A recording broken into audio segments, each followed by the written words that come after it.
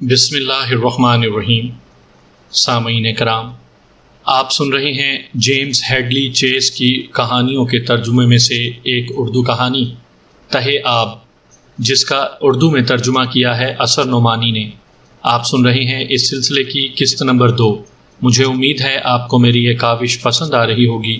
آپ نے اگر ابھی تک میرا چینل کہانی گھر سبسکرائب نہیں کیا تو ابھی میرے چینل کو سبسکرائب کر کے بیل نوٹیفیکیشن آن کر لیجئے تاکہ آنے والی ہر نئی کہانی کی اطلاع بر وقت آپ تک پہنچ سکے۔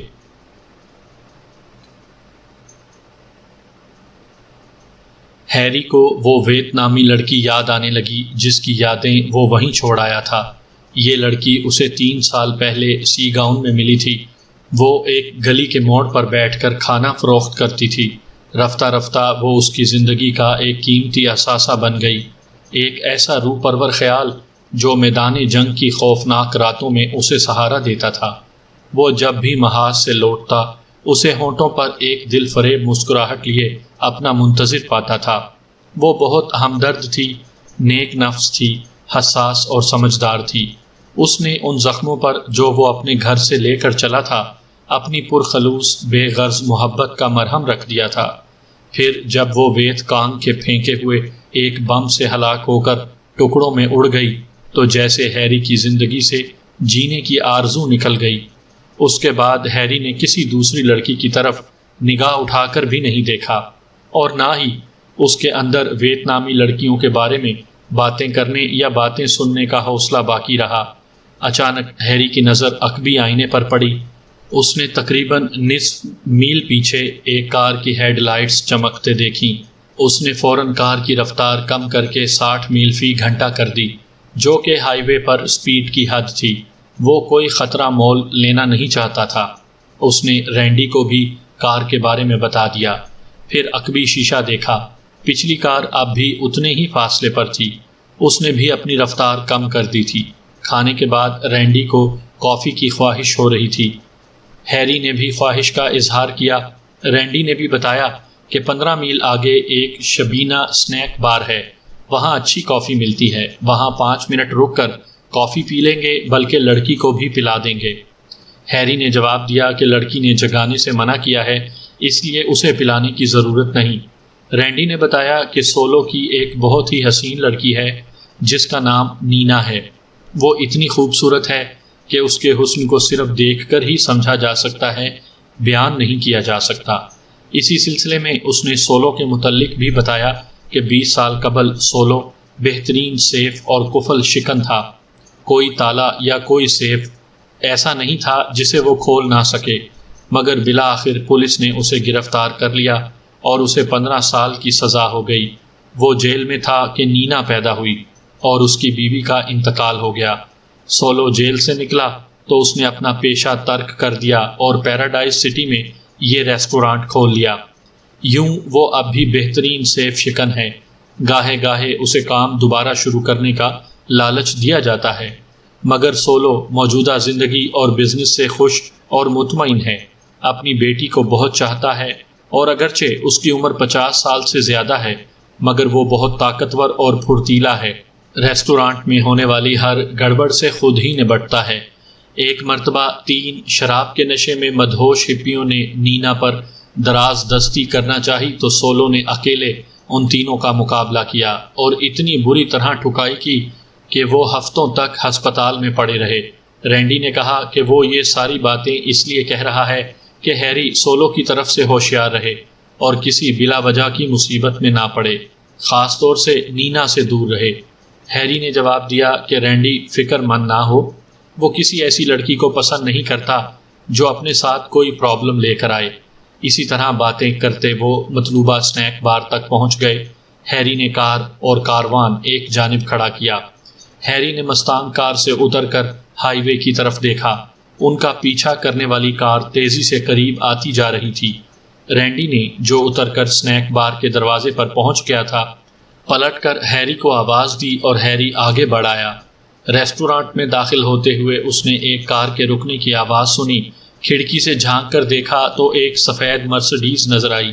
اس نے سوچا کہ کیا یہ وہی کار ہے جو ان کے پیچھے آ رہی تھی۔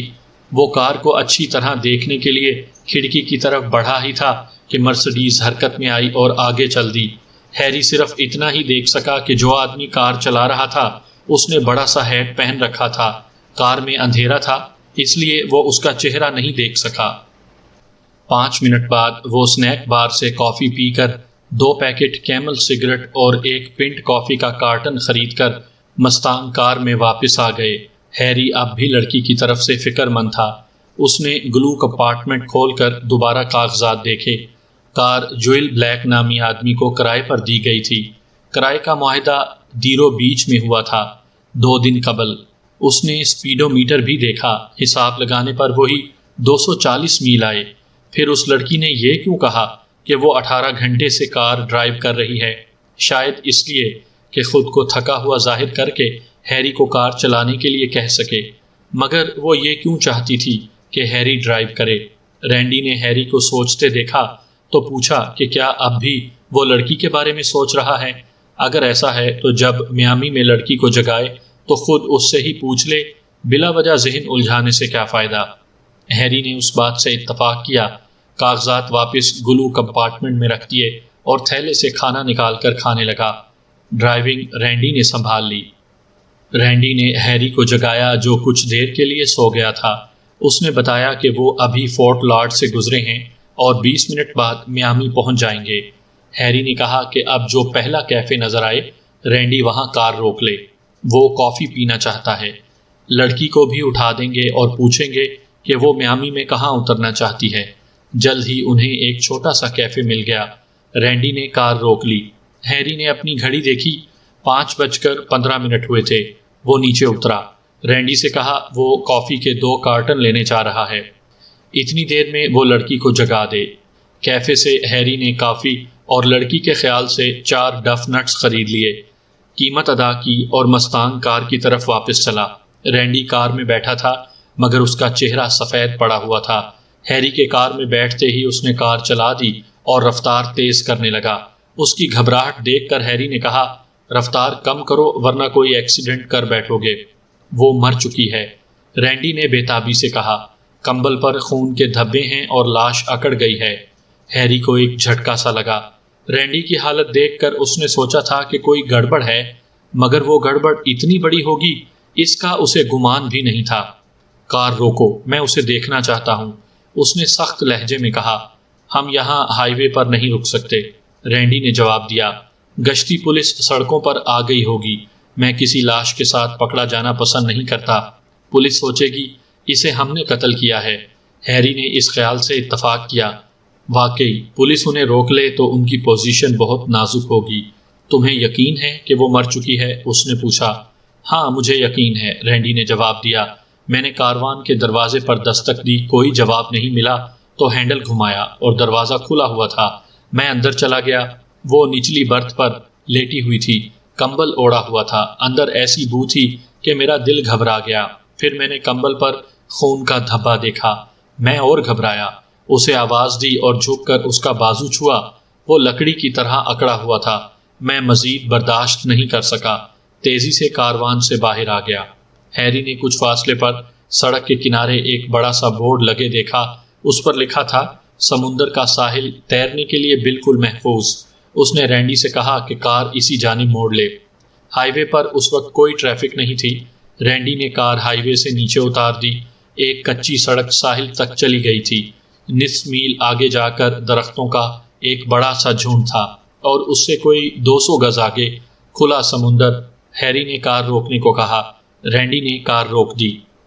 ہیری کار سے اتر کر کاروان کی طرف گیا۔ ساحل پر دور دور تک کوئی نظر نہیں آ رہا تھا۔ اس نے جیب سے رومال نکال کر ہاتھ میں لپیٹا اور کاروان کا دروازہ کھولا۔ موت کی بو جس سے وہ پچھلے 3 سال جنگ کے میدانوں میں گزار کر بخوبی واقف ہو چکا تھا، اس کی ناک سے ٹکرائی۔ نچلی برتھ پر کوئی کمبل اوڑھے لیٹا ہوا تھا۔ کاروان میں داخل ہو کر ہیری نے کمبل کا ایک کونا پکڑ کر اٹھایا۔ برتھ پر ایک آدمی پڑا تھا جس کی عمر 50-55 سال لگتی تھی۔ بال گہرے براؤن تھے، چہرہ دھوپ کی تمازت سے تانبے جیسی رنگت کا ہو گیا تھا۔ ناک چونچ کی طرح جھکی ہوئی تھی، ہونٹ پتلے تھے، آنکھیں کھلی تھیں جن سے سختی کے ساتھ ہی خوف بھی جھانک رہا تھا۔ چہرے کے دائیں جانب ایک تازہ زخم کا نشان نظر آ رہا تھا۔ پیلے دانت ہونٹوں سے جھانک رہے تھے۔ ہیری نے کاروان کے اندر چاروں طرف دیکھا، اوپر کی برتھ دیکھی، وہاں اور کوئی نہیں تھا۔ رینڈی بھی آ گیا تھا اور کاروان سے باہر کھڑا ہیری کو دیکھ رہا تھا۔ وہ مر چکی ہے نا؟ اس نے پوچھا۔ لڑکی جا چکی ہے، ہیری نے جواب دیا۔ وہ کوئی آدمی ہے۔ جس وقت سے لڑکی نے 18 گھنٹے کار چلانے کے بارے میں جھوٹ بولا تھا وہ فکر مند تھا۔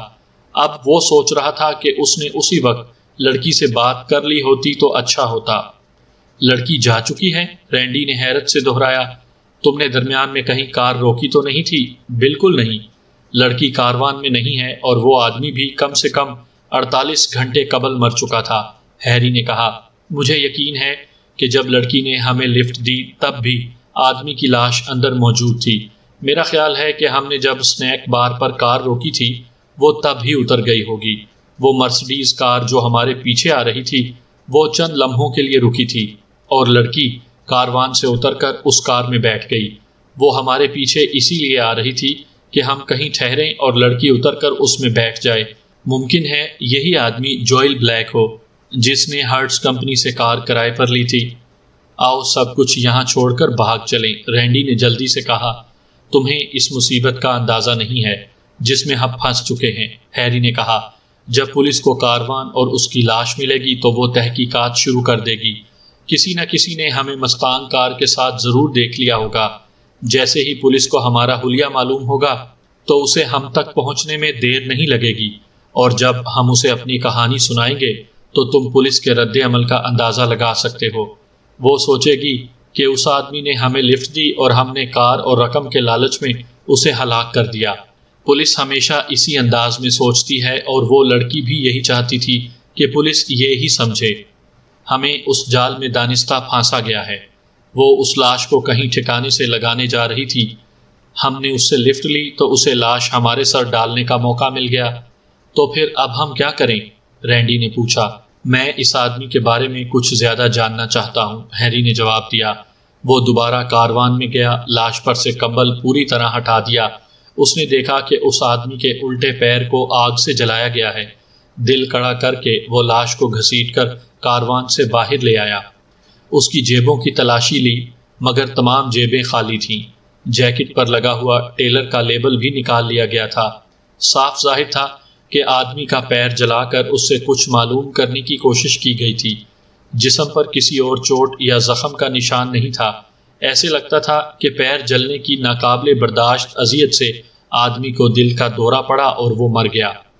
کچھ نہیں کہا جا سکتا کہ پیر جلا کر جو کچھ معلوم کرنے کی کوشش کی جا رہی تھی وہ اذیت دینے والے کو معلوم ہو گئی یا نہیں، مگر یہ سب کچھ سوچنا بعد کی بات تھی۔ ابھی تو اس لاش سے چھٹکارا حاصل کرنا تھا۔ ہیری نے رینڈی کی مدد سے ساحل کی ریت میں ایک گہرا گڑھا کھود کر لاش اس میں دبا دی، مگر جب لاش گڑھے میں ڈالی جا رہی تھی تو لاش کے سر پر چڑھی مصنوعی بالوں کی وگ گر گئی۔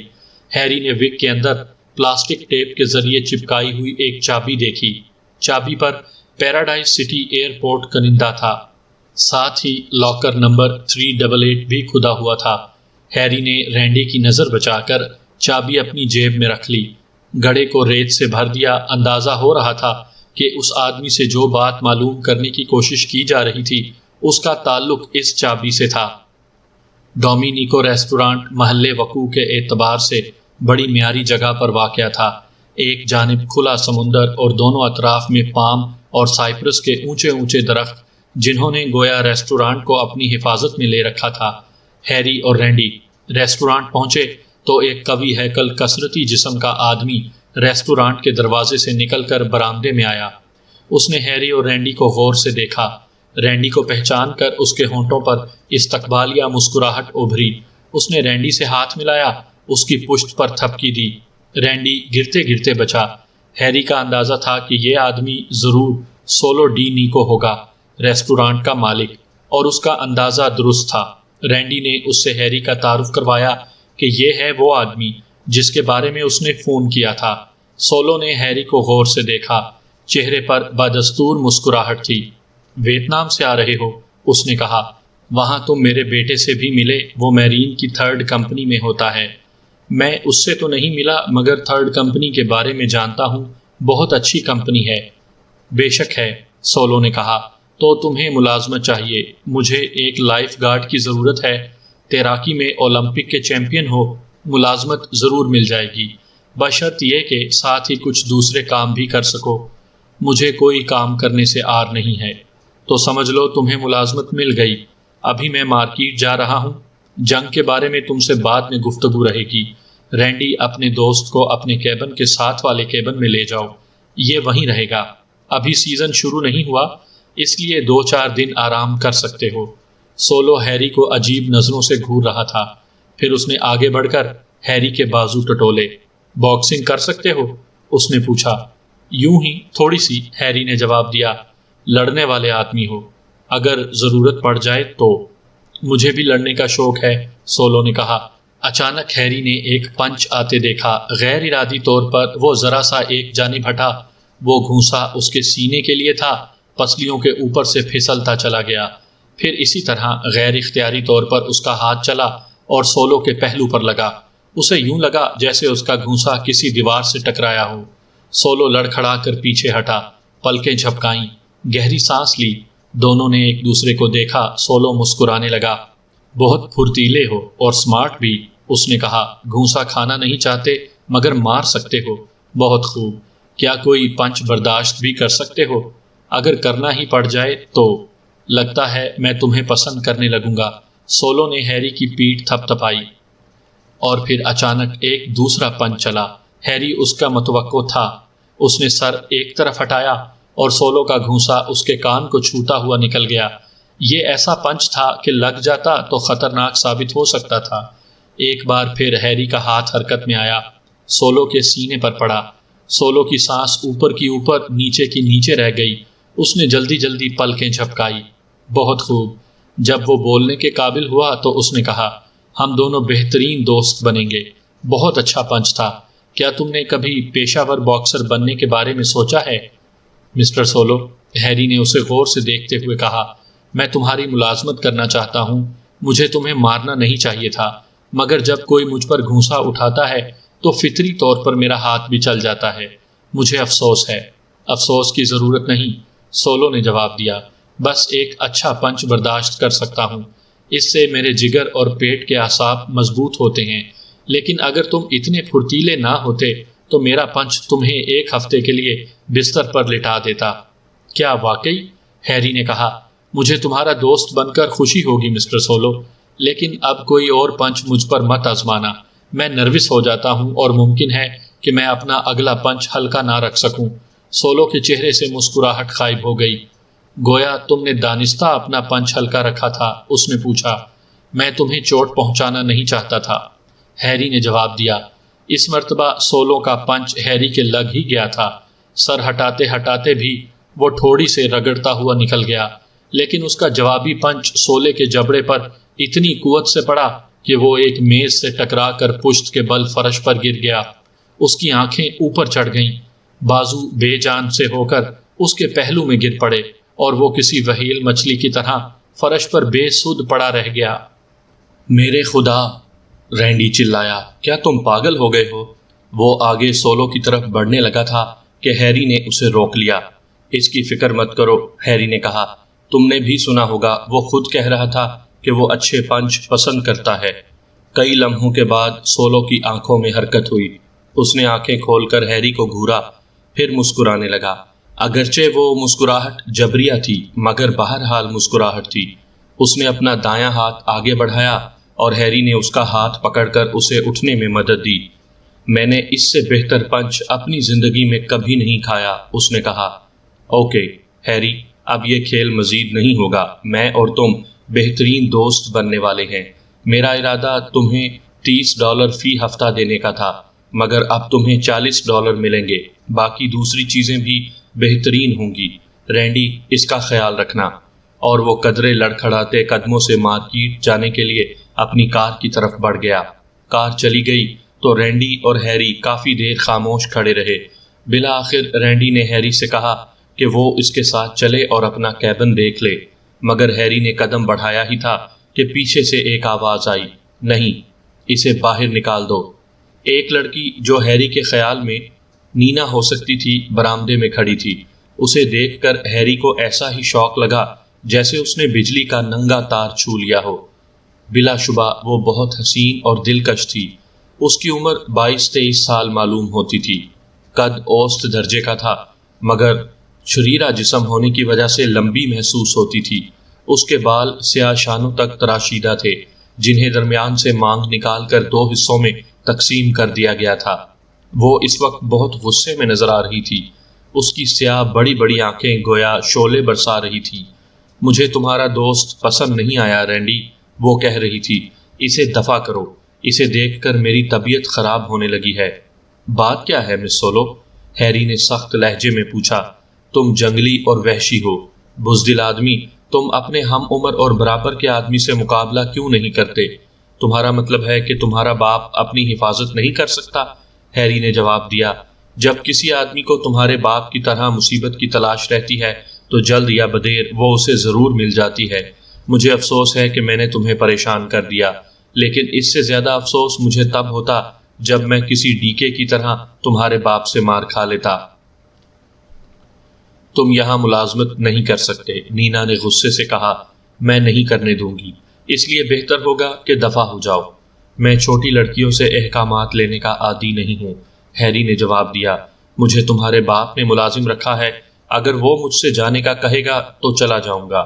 نینا نے ہیری کے منہ پر تھپڑ مارنا چاہا، لیکن ہیری کو اس کی زد سے بچنے میں کوئی مشکل نہیں ہوئی۔ وار خالی جانے کی جھونک میں نینا لڑکھڑائی اور ہیری کے سینے سے ٹکرا گئی، مگر فوراً ہی اچھل کر ہٹ گئی۔